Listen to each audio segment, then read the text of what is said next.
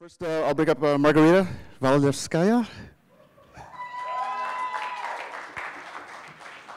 Mr. Jeet, Niyogi. Oh, we could just 2 mics. Thank you so much. Mr. Monty Kerr. And Ori Miri.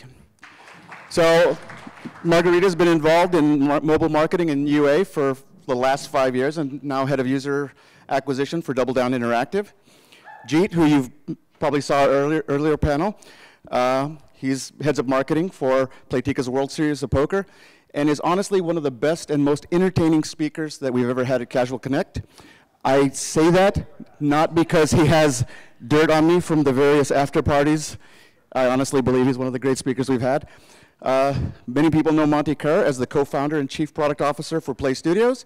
He's now the senior vice president of games for Zynga. And Ori is, he was innovation manager at Dallup, way back when, and he's now head of social media for Yellowhead, which, as you know, is one of the most respected companies in our business. So let's go ahead and get started, because I know this is one of the easy talks, because, like we mentioned, we talk about this all the time. User acquisition, user retention is a common discussion. We have it in the hallways. We have it with our employees constantly. So let's just jump right in and just start off with, how do you see user acquisition developing in 2018? So we'll jump through the panel. Whoever's got a mic, let's go ahead and start. Ladies first. No, I meant Jeet. All right. Well, nice to see you all guys here. Thank you so much for joining our panel. Great question. We all have been in this industry for quite some time already. The main trends I personally see coming in 2018, so there is like no secret that we have huge tech giants like Facebook and Google continue I don't want to use the word monopolizing this space, but it's sort of when they're dominating, definitely. Over 60% of apps on the average user's phone in terms of unique audience belong to these companies like Facebook and Google. And the majority of these apps stream ads. So this is where the ad revenue is coming through, right? In 2018, we're definitely seeing these companies continue taking over the market, which is great. Then the main ad formats that I see working is still video. They're still working great. Different type of videos, different duration, or either it's cinemagraphs. The other thing I think that has impact is the different bidding types that we see, right? So the market has been evolving for a really long time. We're switching from CPC to CPI, from CPI to CPA. Now Google and Facebook and other companies are offering us a deeper way of bidding. Which is like CPA for like in a deeper funnel way for a user, so we can pay for more quality users. So yeah, these are basically the main outlines that I can think of, and I'd like to pass on to Jeet. Well, Ori, just to jump to the service side for a moment, where do you see it? Again, thank you for this panel, and I believe we'll see two main trends developing in 2018, and the first one is around lifetime value, and the fact that lifetime value is being the driving force of performance marketing. And if we were once pleased to work towards CPIs and short-term ROI, we now want to be focused on the entire lifetime of the user with the game, and to optimize not to its first user engagement with the game or with the app, or to the first point user becoming a pair, but to the entire lifetime with the app.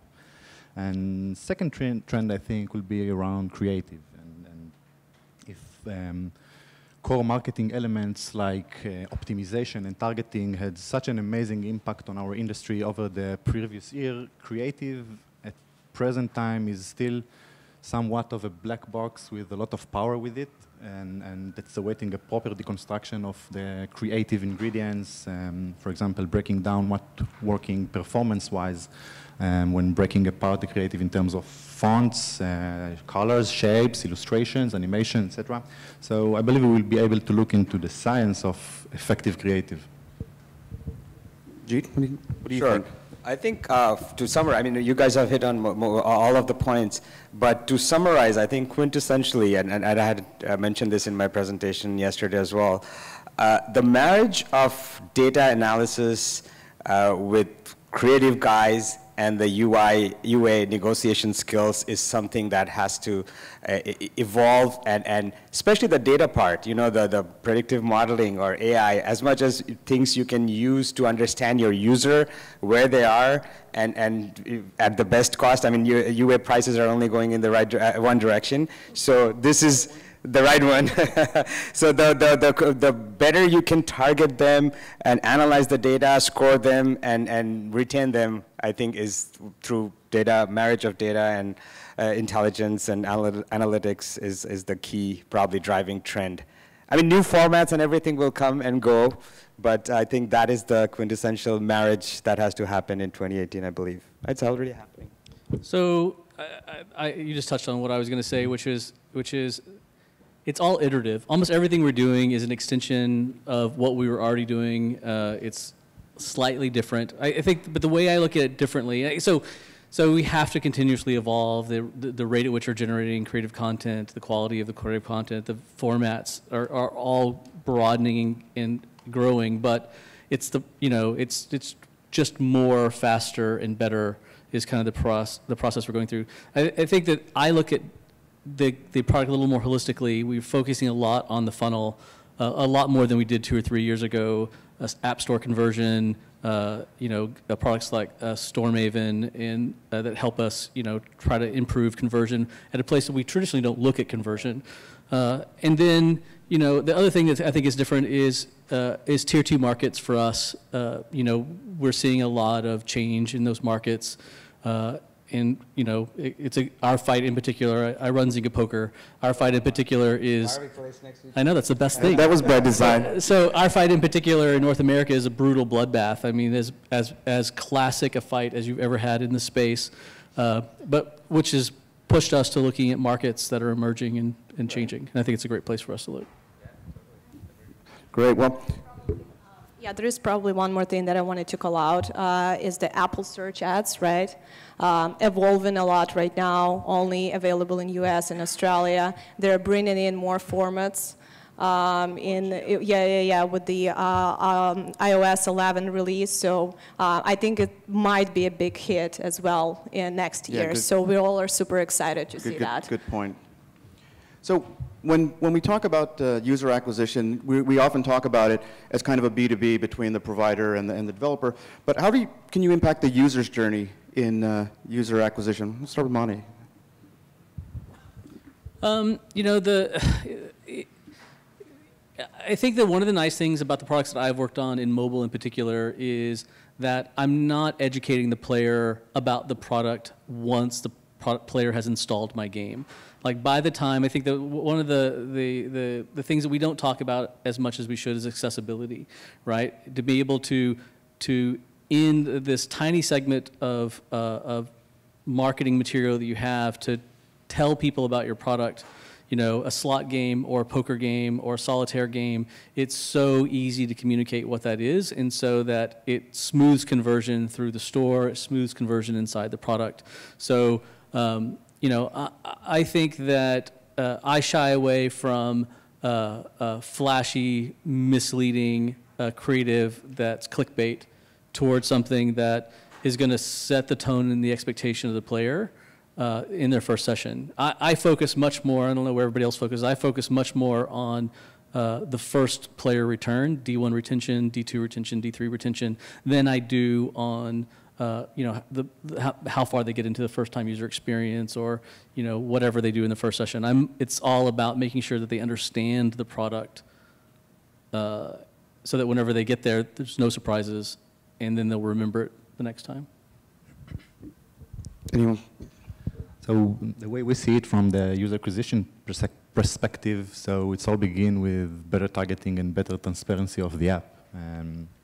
So you need to create a better thing between ASO managers and UA managers. The storytelling should be precise and consistent. And when these two pillars speaking the same marketing language, and the funnel for new users, it's smoothly and better, and at the end conversion rates are higher. And second thing is around, as I mentioned before, CPI, and CPI is not a key factor anymore. It's all about lifetime value. And when you think lifetime value through the whole campaign phases, from campaign launch to creative creation, creative optimization, bidding, targeting, you create much better funnel for new user that they are going into the store and then they're clicking on your ad, sorry, going to the store, and they're expecting what they're seeing. They're not surprised, and conversion rates at the end are higher, and at the end, return on investment is higher. Do you guys have anything to add to that, or? Yeah, probably the main point would be on how much UA progressed over the past few years. If before we had just let's say a few slots publisher out there, and our customers were exposed to just one ad at a time, and it was like a single touch experience for them. Nowadays, it's more of a multi-touch, right? We are just literally bombarding our users with a big amount of ads through different networks. And yeah, and it became a multi-touch experience. So what we need to make sure is that our visual messaging, App Store presence creates this unified funnel for the user. Super easy to measure with the conversion rates, right? So just to understand that there is no, nothing is broken in the funnel, right? And especially during the seasonality of promotions such as holidays, we need to make sure that the messaging is also unified. So that's just in addition to the great topics. Jeet, anything, man? No? I can't add anything that has not been said. But I mean, in one line, it's the end of the marketing gimmicks, but you see what you get, sort of. The more we stick to that and maintaining the funnel, the better it is in this world of performance marketing. It's not the Mad Men marketing of yesteryears. I agree. I agree. I want to add one thing. The two of us in particular are in the retention business. You know, I don't talk about or think about anything else besides retention. I'm confident everybody's going to monetize in my game. He's confident everybody's going to monetize in his game. This is all about retention, and I think that starts from the very first. You know, and I talk about my advertising more as branding, because I have 400 million lapsed users. Right? Everybody's familiar with my product. Everybody's familiar with his product. This is so having the ads be representative of the product and reinforce the brand is so critical to what we do. Good point, good point. I'm going to jump to a kind of a different question, and that's how does artificial intelligence play a role in user acquisitions? I mean, do we see a future without campaign managers? I can take a crack on it. As one of my employees always says, this is above my pay grade. Especially when the Elon Musks and the Zuckerbergs are fighting it out there. But you know, I see it as a small, in the most realistic, usable way today. As I think mentioned, scoring your users, you know, or creating that perfect lifetime model. So based on the behavior, you know, the first 24 hours or 48 hours, you know, are these people pairs, non-pairs, and all kinds of, you know, modeling and deep learning and neural networks can be established to find out. And the sooner we marketers find out what's the prime source of the users, the relevant users that we want in our game that would stick and eventually pay, the better it is for us to capitalize on it. And I think a lot of this AI stuff could be very, very helpful. So there's been algorithms running our business for a long time, right? I mean, and so whenever Facebook had put together its first pretty sophisticated campaign manager, everybody thought it was the end of buyers and campaign managers in general, and it's not. All it's done is made their jobs more sophisticated and complicated and forced us to pay them a lot more. So I'm not worried about AI. I think AI, the benefit for AI that I'm in is I get a lot of customers who want help, and I don't have a lot of people who can help them. That's where we're going to get the benefit of AI, is we're going to get the benefit of being able to really understand what our customers need and want and give them meaningful connections and answers in a way that we just can't afford to do because Google and Apple and Facebook charge us way too much to be on their platforms, and we can't afford it. So I think AI will have and already have a big impact on our industry over the next month. But the way we at Yellowhead see it, it's that AI isn't here to replace campaign managers, for a question, but to empower campaign managers. And the main thing that we can generate from this buzzword that campaign managers will be in more strategic role rather than operational and repetitive. They will help the BI team and the creative team to improve the algorithm that's already generating better results than the regular campaign manager. So I think it's less about the future with or without campaign manager. It's more about the future role of the campaign managers. So you view it as more of an empowering of the campaign manager as opposed to a replacement of the campaign manager. Exactly. Thoughts? I mean, we shifted to real time almost everything 2 years ago, right? I mean,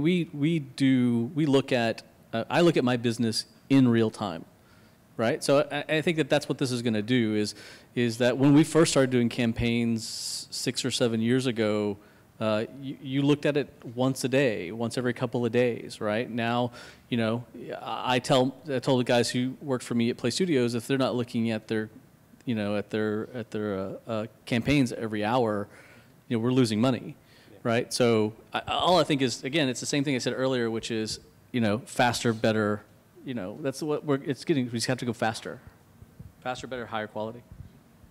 Yeah, I agree with you guys, especially Ori. I totally see that campaigns managers need to be evolving much faster because there are already tools out there that can, on a pretty easy way, right, to programmatically target and deliver results. However, these tools are still, I would say, a little raw in a certain way, right? They cannot do the multi-point benchmark, so they would take into consideration like certain day ROIs, but they would miss the retention rate, they would miss the payer conversion rate, and so on, so on, so on. So while I think that the tools are evolving, and I totally see them taking over our current UA management daily routine, but long term, we're also having all of these rising channels, I would call so, as TV influencers, right? This is nearly impossible to measure right now, and we need to have a live brain, live people strategizing around that. So. Okay. One of the, well, first of all, since we're recording this for posterity, I would like to welcome our AI overlords. I guess one of the other questions is that people have asked out on the floor is why should companies integrate agencies into their acquisition services in their marketing mix if they've got such strong in-house capabilities, especially the bigger companies that have all these in-house capabilities? So obviously it's much more directed to you, but I know you want to hear.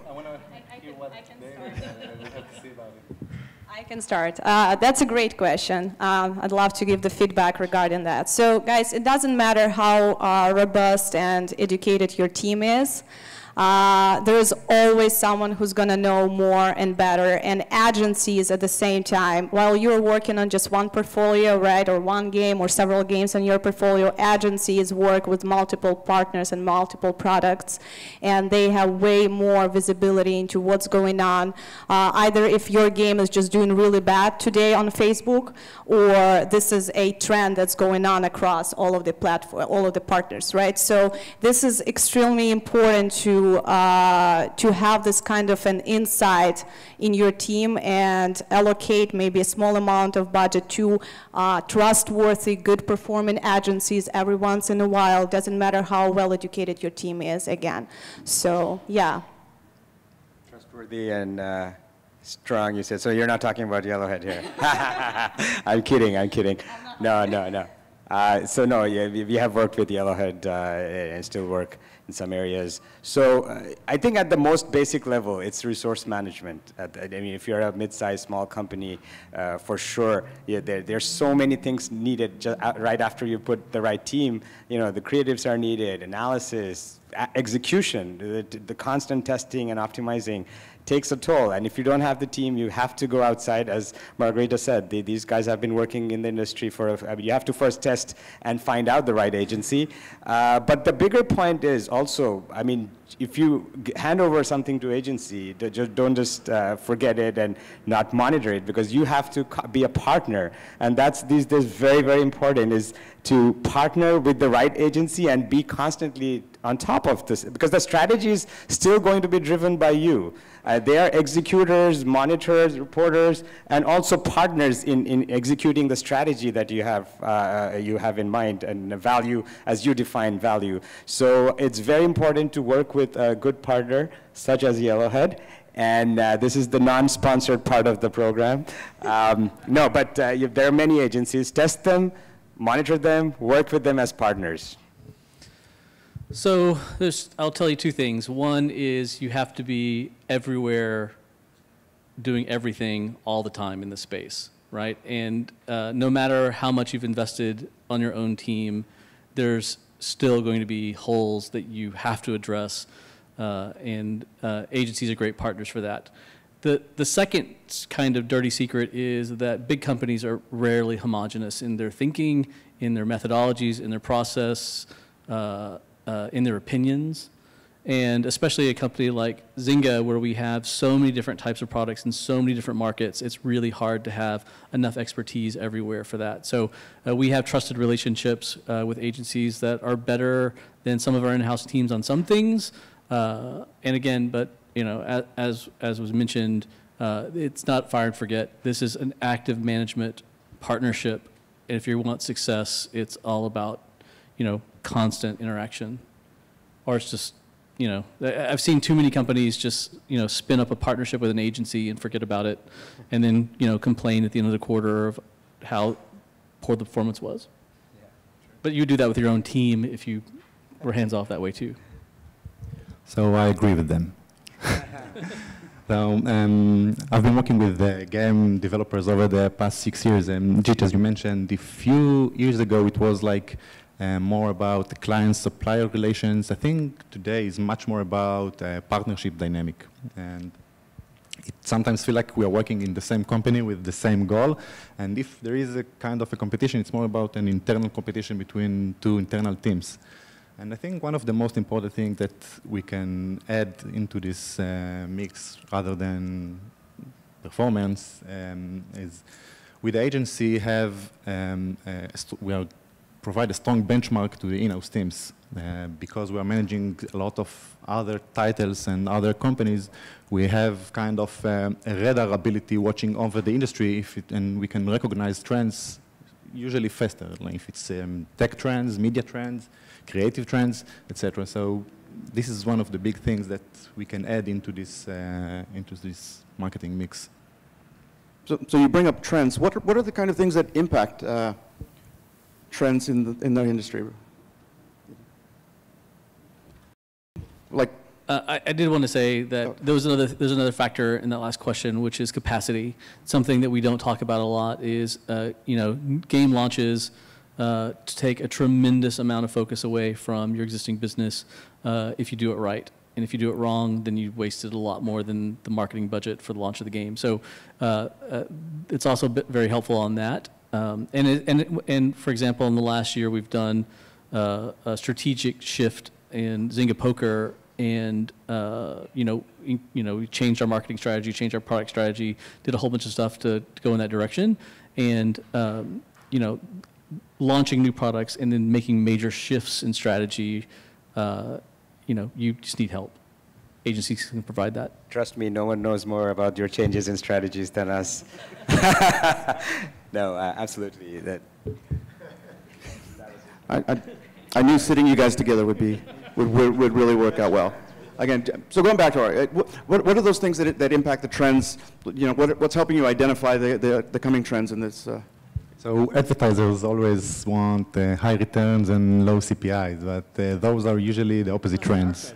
Yeah, but those are usually opposite trends. But I think game economy and user acquisition are totally related, and the UA teams need to understand the monetization model almost by heart, and which IP is performing the best, and if it's slots game, which machine generating the best result, to better targeting the audience. So they must understand the lifetime value model to better targeting and better build the campaign structure.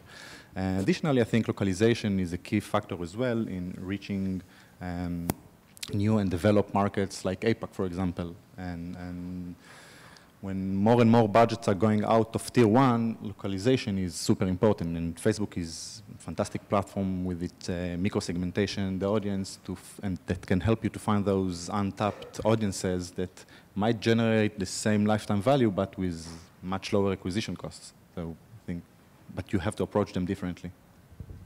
I think one more thing to add is, the agencies have to stay on top of what's coming out, on the trends. You know, Facebook is launching a new format. Don't be the last one to know about it, and advise your clients on it. So it's a lot about staying ahead of your clients, and understanding the strategy of your client is also key. I think you touched a little bit on that, Uri. But as I said, I think partners, they're partners. So quicker you understand what a valuable player means to your guy, your client, the better you can execute. If you don't understand and blindly execute on this industry standard practices of just going blindly in for a higher ROAS, or, I mean, whatever it is, I mean, you have to understand the game, you have to understand your marketing client's strategy, and what is a valuable player for them, and what are they targeting. Well, and yeah, I agree with everything the guys just said. Also, if we're talking about trends, right, what are the main things that are being affected in the user acquisition? Those are basically just 3 main ones, right? This is the bidding type. It's either the bidding type is changing. Facebook is coming up with AEO. Google is coming up with UAC, event optimization type of bidding. Then we have different targeting, right? More of a lookalike, something else, and different ad formats. So, and I think I kind of mentioned that before with our first question. What is common in 2018? We're still seeing like 2 of these, such as ad formats, and the bidding type keeps evolving further, and this is pretty exciting. So I guess it kind of goes to the point earlier of having an agency who works with multiple publishers. They might have the opportunity to identify trends earlier than you could in-house because you're focused on your own sound. Plus tested with multiple partners before making any conclusions on just one product. When you're launching one product with a new beta test and it didn't work for you, doesn't mean that it's not going to work for someone else. So this is where the agency value comes in, because they have an ability to test it across multiple platforms and multiple clients. All right, so while we're on the topic of trends, what trends do you guys see in different ad units and things? Any? Different ad units? Just focusing on the ad units, you mean? Yeah. I think, you know, video is very hot, has been for the last year or so.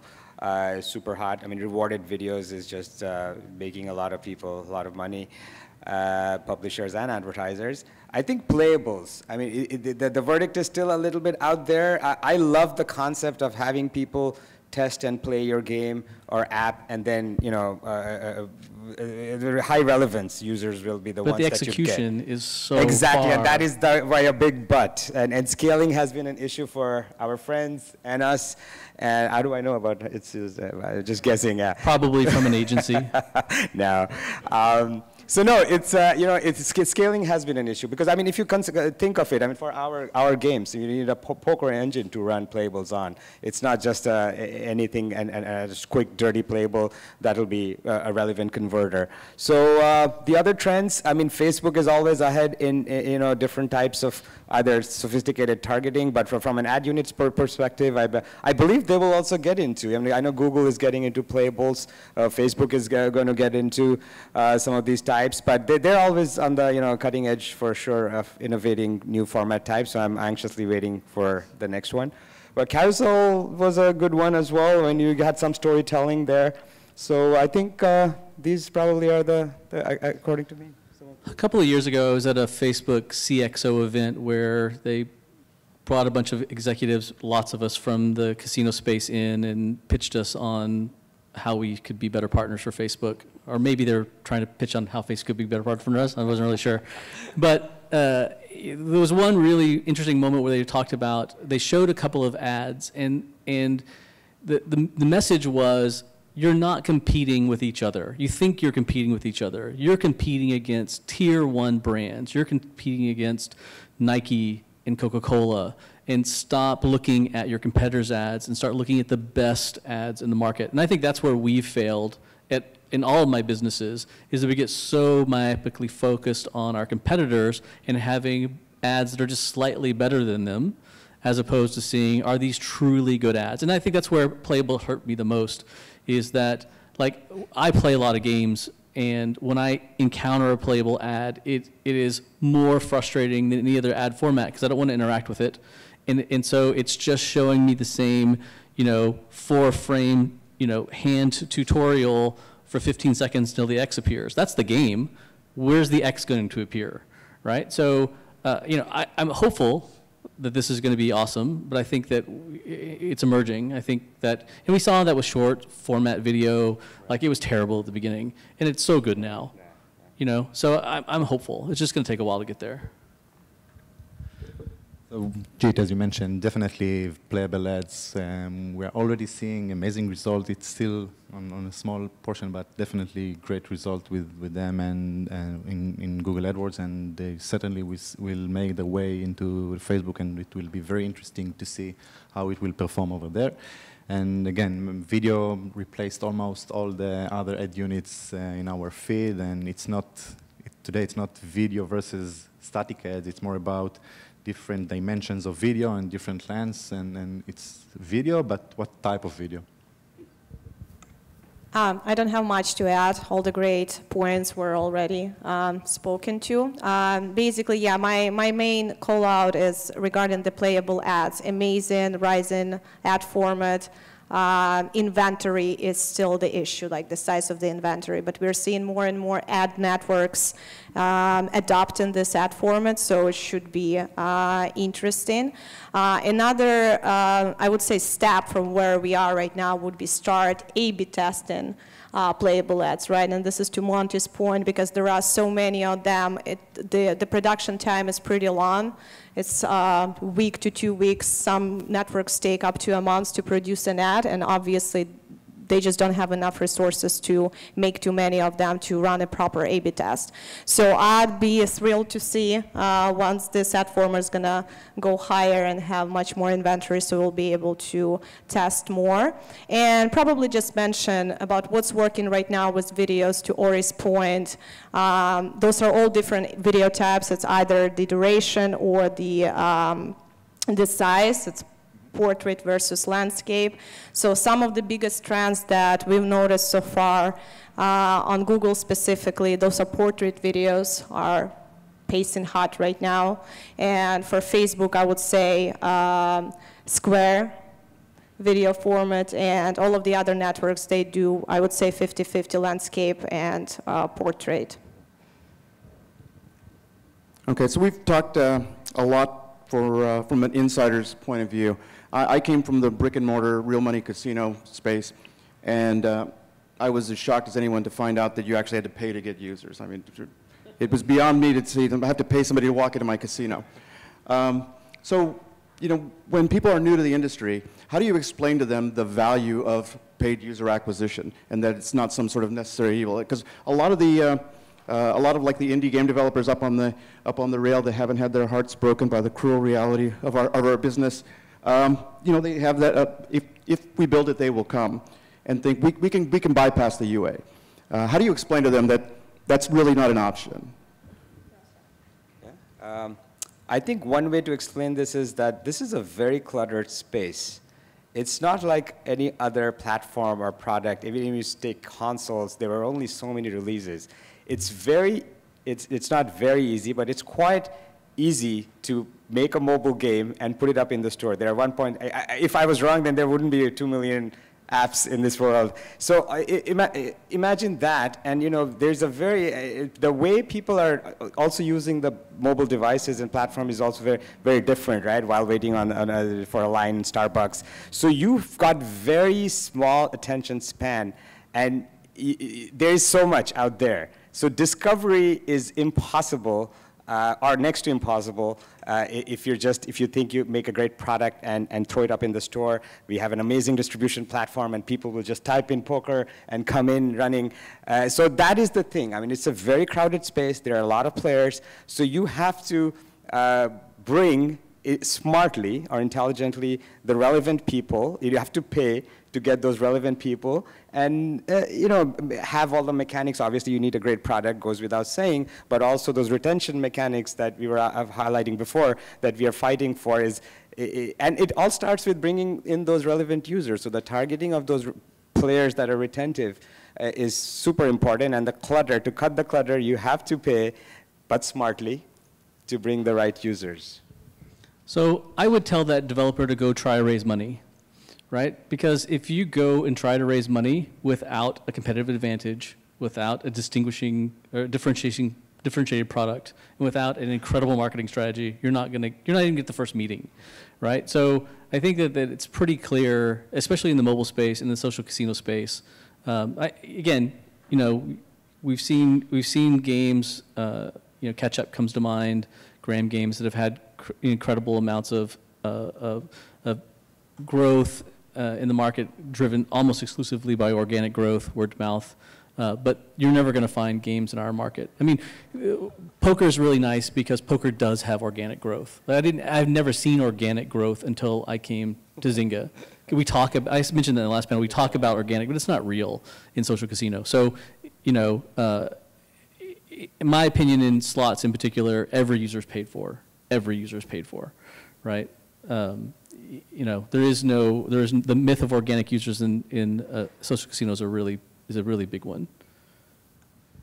Well, I came from the indie game development side, so that was my background at first, and I can tell it doesn't matter, guys, how much Apple or Google is featuring you, what kind of other awards you're getting there, especially if you are, again, poker is a little different side, right, but we are talking about casual games in general. That organic uplift is not going to last long. It's never going to sustain the revenue growth and flow. So I would say that a few things younger companies need to think about UA as opposed to just like spending money on user is that you have an incredible ability to target different segments and learn your audience better, right? Which is different geos, different demographics, different interests. And the second point is that very often, especially when the product is new, your paid audience is going to outperform your organic audience. And that's pretty much always the case.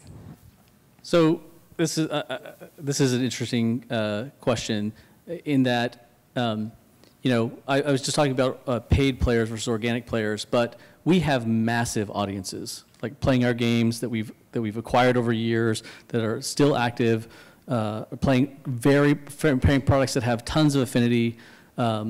And whenever I look at modeling and projections, I'll ask this question because I know the answer on my side. How much focus or credence do you apply to cross promotion and featuring? Right? The answer is almost none. Right? It's almost none. Right? So just install one of their games and look to see how many cross promotion ads you have, and there's 100 million. Yeah, it's zero. Right? So I think that just pushes it back on to how important paid acquisition is, because we have giant networks and we don't cross promote to our own players. Right? And watch to earn is, especially in our products, is very small, right? If anything. I think we have watch to earn because our ad monetization team would protest outside of our developer doors if we didn't, but it doesn't drive a lot of revenue for us.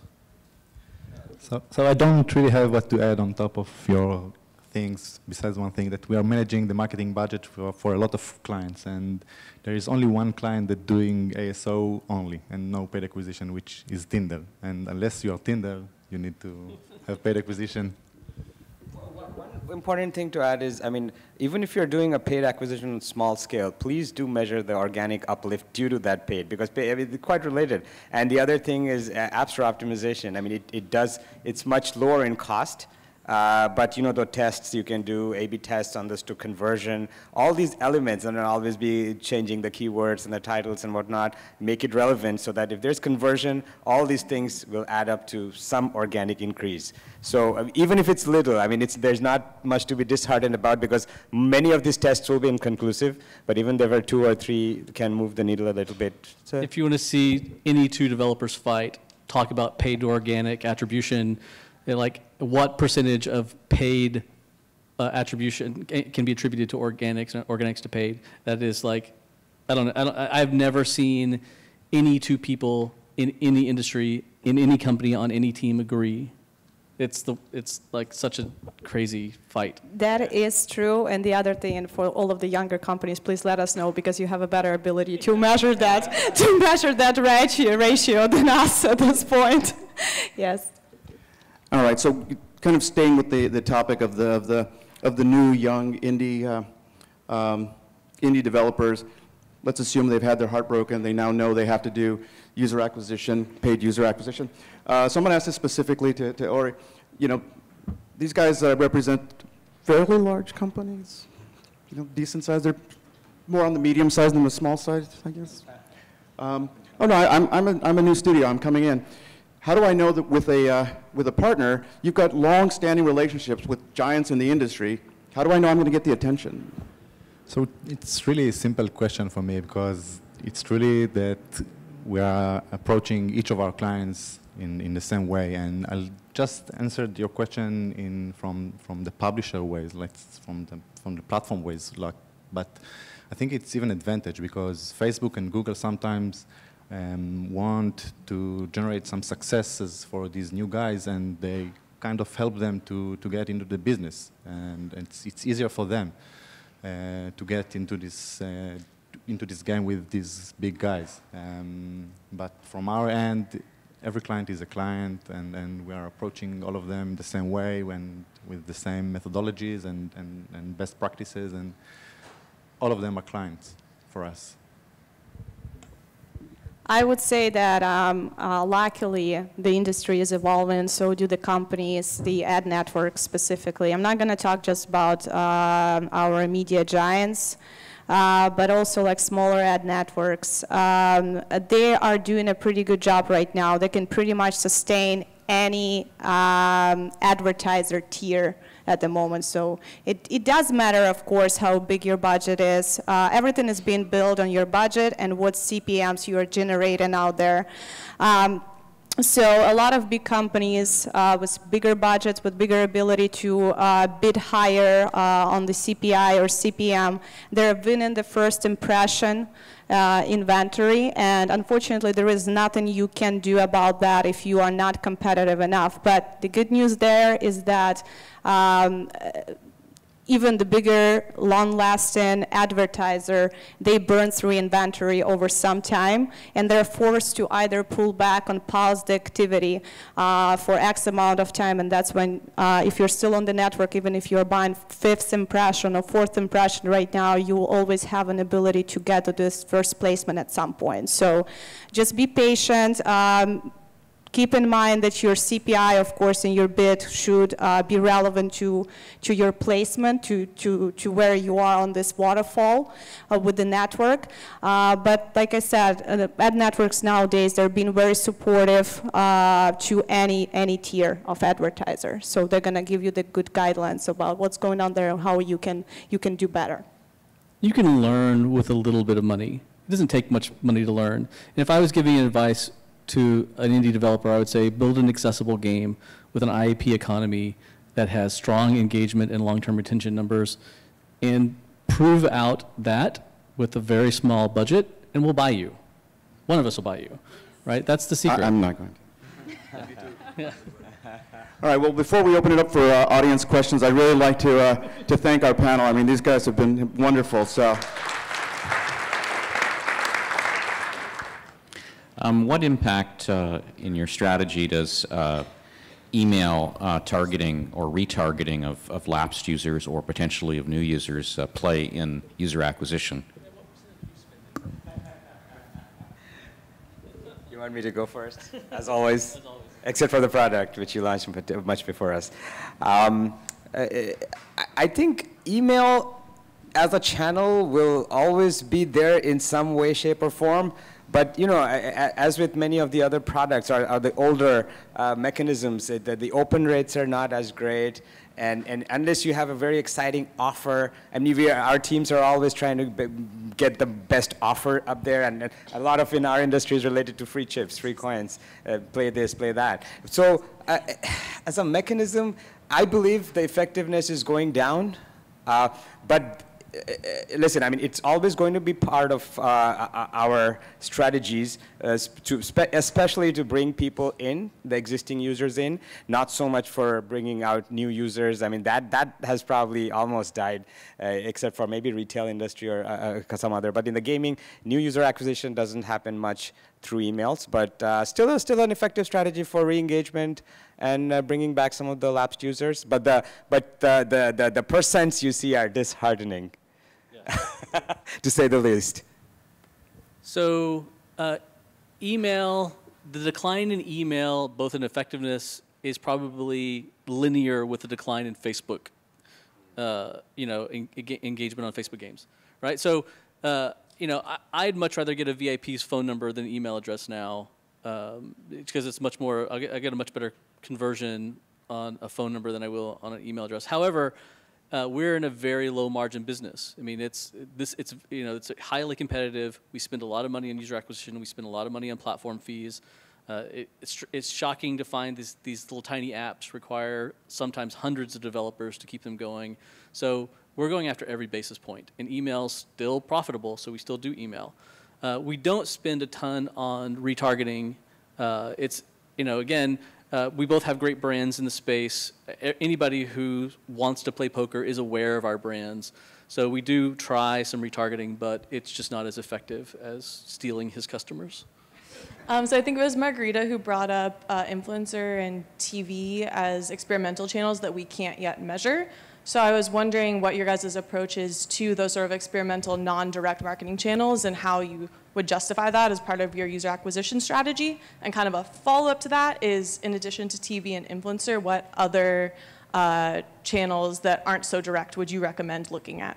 Yeah, well, thank you for the question. It really depends on the space, right? Honestly, for the casino specifically, I have not seen influencers working quite yet. I'm waiting for the great case study. Please let me know if there are any. I'm down to test that, but not so far.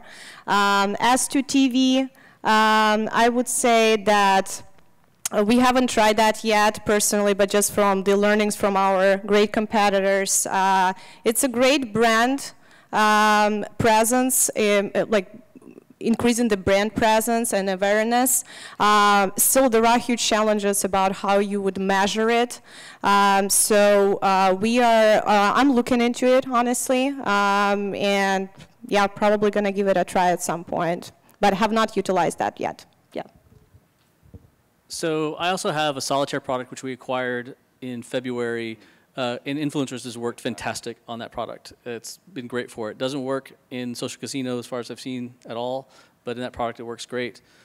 We have done a little bit of testing with television, mostly during the World Series of Poker event that was recent. It's a great time for us to advertise. But beyond that, you know, that is, especially for a company like Zynga, it's incredibly hard to measure. And if it's incredibly hard to measure, it becomes ephemeral and it becomes something you fight over. You know, I fought for a small branding budget, and we're treating it like branding more than we're treating it like user acquisition. But I think that as CPIs continue to go up, you know, I'm looking at every source of players. You know, I'm always impressed when search becomes viable again. It goes away. Then it becomes viable again. Then it goes away. So I just have a quick question about DSPs and buying on DSPs. And, I saw that, obviously, Playtika, you guys just purchased a DSP, and you're going to go that route. But a lot of the reason I feel like DSPs are successful is because of their ability to basically take all the data from all the different buyers in the market and then know who the payers are for that specific type of game. So I just would love for you guys to talk a little bit about, are you guys all going in the direction of acquiring a DSP, and do you really think it will work if nobody else, all your competitors, are not buying on that same DSP? I can take that first because you referenced. Actually, no, it's not a DSP, to correct. It's more of an agency with a lot of tech, some ad tech and expertise in the various networks and various means of acquiring users. So, which is different than DSP, because if you acquire a DSP, then you're kind of limiting yourself in many ways. I mean, there will there'll be selected publishers, and the whole game changes a lot more, in my opinion. But it could be a very interesting strategy.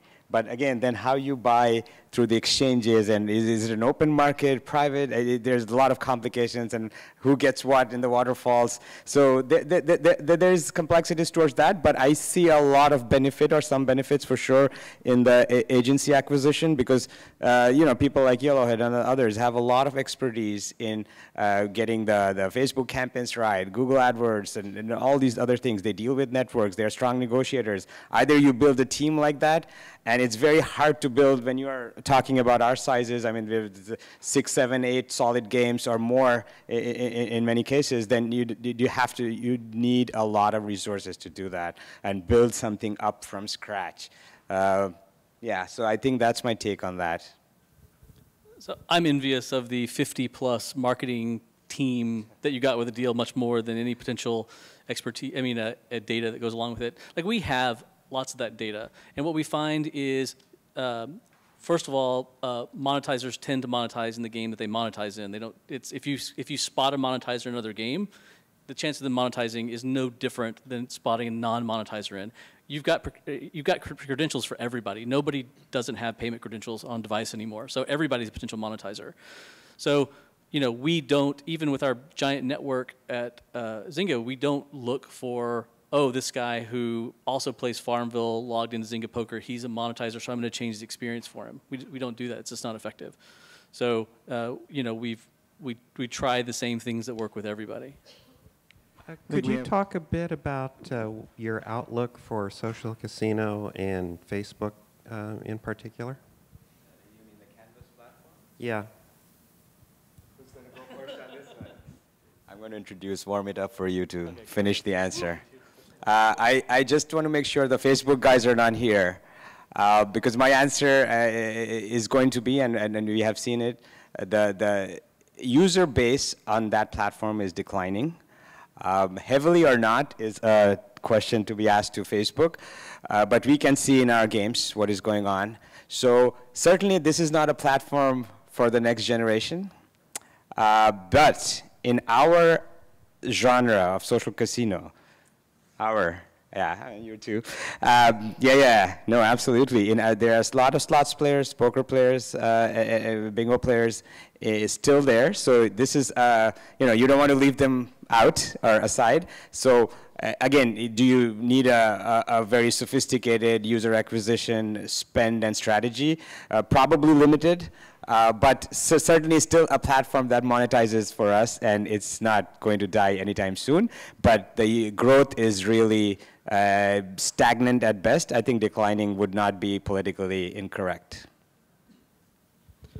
No, I think that Doubledown's probably made the most recent investment in this space in an interesting way with the WebGL version of the product, which is the fact that you see companies like us investing in the Flash apocalypse to get away from that, it means that we still think there's opportunities there. It's clearly still opportunities there. And if you look right now, maybe 8 of the 10 top grossing games on Facebook are social casino games. I think maybe, I can think of 1 or 2. Farmville 2 is still making money on that platform.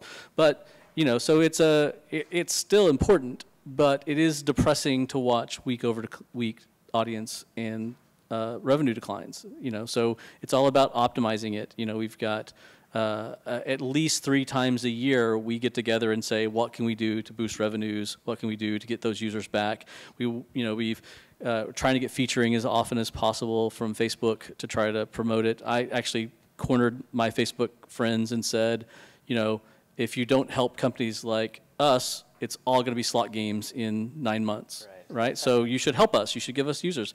The thing that I'm asking for the most from those is I want access to people who still have my game installed that haven't played it in the last 120 days. I can't message them, right? I've got people that have 5-year, 8-year anniversaries that I can't celebrate because I can't send them after user notifications. So I'm going to join the train.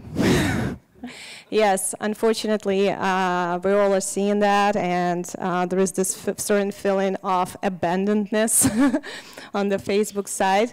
Still very prominent, I mean, in terms of like the quality and everything, it's still a very strong platform, but yeah, we are seeing the sunset situation right now.